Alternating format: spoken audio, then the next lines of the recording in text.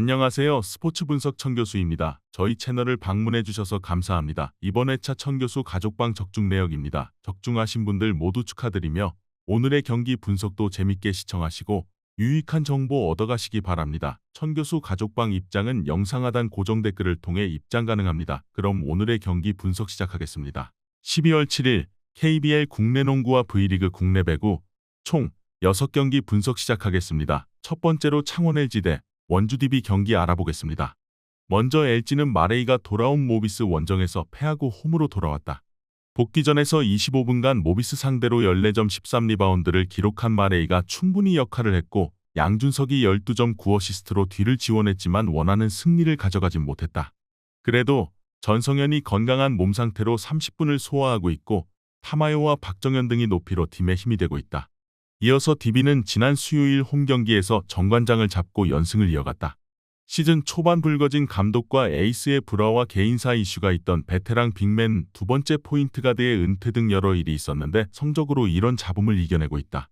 오누아쿠가 10점에 그친 정관장 전이었지만 코트를 밟은 12명의 선수가 모두 득점에 성공했고 알바노와 이관희의 20점 합작으로 대승을 거뒀다. 점차 우승 후보의 모습이 나오는 듯한 모습이다.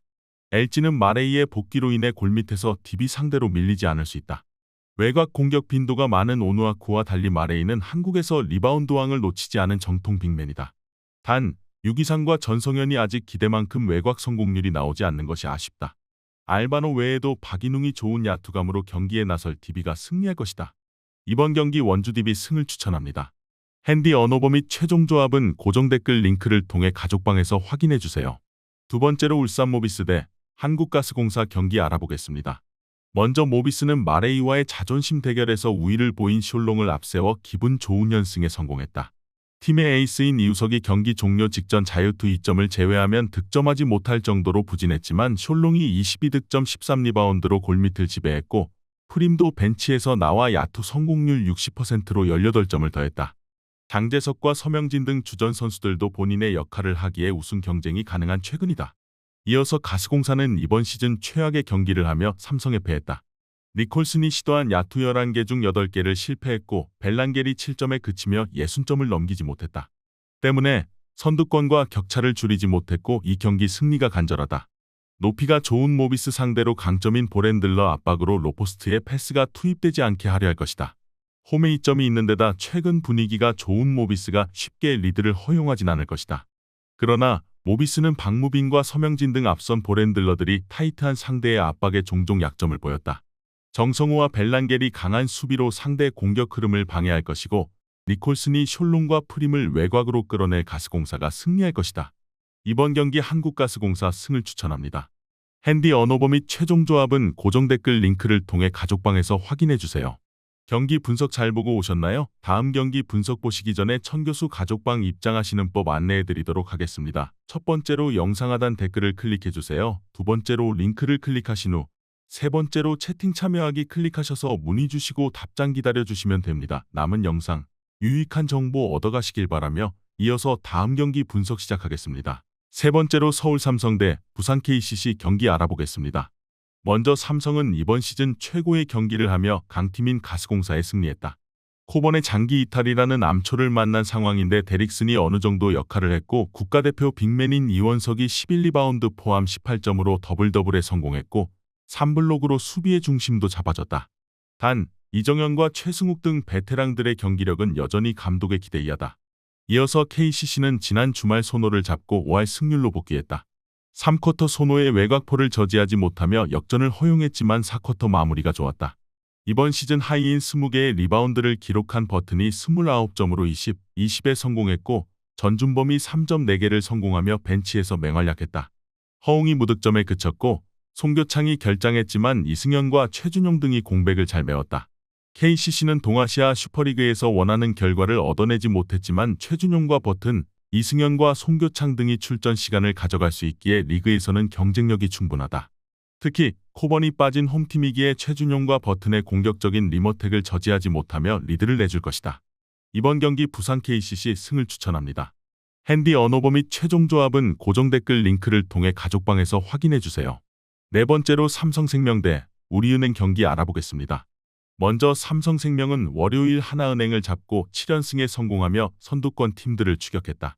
이해란이 경기 도중 종아리 근육이 올라오는 아찔한 상황이 있었지만 적극적인 외곽포 시도와 컷신으로 15점을 기록한 강유림이 활약했고 키아나 스미스와 배혜윤, 조수아 등이 꾸준한 경기력을 보여줬다.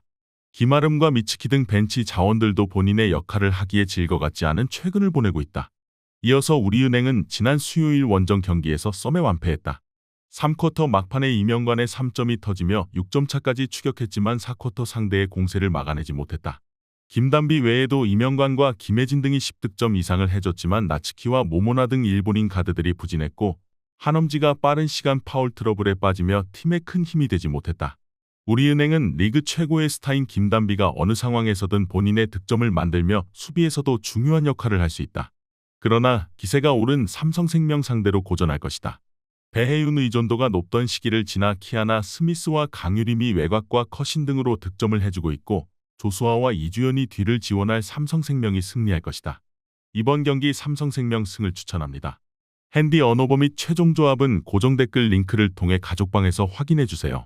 경기 분석 잘 보고 오셨나요? 다음 경기 분석 보시기 전에 천교수 가족방 입장하시는 법 안내해드리도록 하겠습니다. 첫 번째로 영상 하단 댓글을 클릭해주세요. 두 번째로 링크를 클릭하신 후 세 번째로 채팅 참여하기 클릭하셔서 문의 주시고 답장 기다려주시면 됩니다. 남은 영상 유익한 정보 얻어가시길 바라며 이어서 다음 경기 분석 시작하겠습니다. 다섯 번째로 삼성화재 대 우리카드 경기 알아보겠습니다. 먼저 삼성화재는 경기 공격 성공률 58%를 기록하며 수요일 원정 경기에서 승리했다. 다시 한번 30득점을 넘긴 파즐리가 63%의 성공률을 기록했고 그로즈다노프의 부진은 김정우가 메웠다.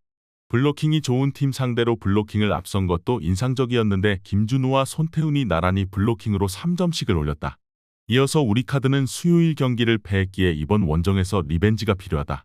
한국의 가세한 니콜리치가 워밍업존에 머물렀지만 경기에 나서지 않았기에 화력에서 삼성화재에 밀렸다. 김지한이 여전히 성공률을 끌어올리지 못한 것도 패인이었다. 그래도 이 경기에는 니콜리치가 정상적으로 나설 수 있기에 알리와 한성정 등의 부담을 덜어줄 것이다. 삼성화재는 아시아 쿼터인 파즐리가 최근 3경기에서 평균 30점 이상을 하며 확실하게 팀의 공격을 이끌고 있다. 그러나 그로즈다노프의 부진이 걸린다. 니콜리치가 파즐리와 에이스 대결을 할 수 있을 것이고 알리와 한성정, 송명근 등이 뒤를 지원할 우리카드가 승리할 것이다. 이번 경기 우리카드 승을 추천합니다. 핸디 언어버 및 최종 조합은 고정 댓글 링크를 통해 가족방에서 확인해주세요. 마지막으로 한국도로공사 대 대전정관장 경기 알아보겠습니다. 먼저 도로공사는 수요일 원정 경기에서 한 세트도 따내지 못하고 완패했다. 1세트에 선전했지만 세트를 내줬고 3세트 22대 20의 리드 상황에서 연속 5점을 허용한 것이 결정적이었다. 다시 김세빈이 시즌 최다인 블로킹 8점 포함 11점을 기록했고 강소희도 높은 성공률로 공격에 나섰는데 니콜로바가 23%의 성공률에 그친 것이 결정적이었다. 그래도 팀과 다시 손을 잡은 타나차가 이 경기부터 출전을 준비 중이다. 이어서 정관장은 경기 초중반을 책임진 부키리치와 3세트 잘해준 메가의 웨인 쌍포를 앞세워 승점 3점을 따냈다. 친정팀 상대로 49%의 성공률로 27점을 기록한 부키리치의 활약이 좋았는데 서브와 블로킹 등에서도 충분히 역할을 해냈다. 또 승부처에서 마지막 5차례의 서브를 넣은 정호영도 신스틸러 역할을 했다. 도로공사는 니콜로바가 최근 공격 성공률이 크게 떨어졌기에 수비에 약점이 있는 타나차를 영입해 공격에 집중하게 할 것이다.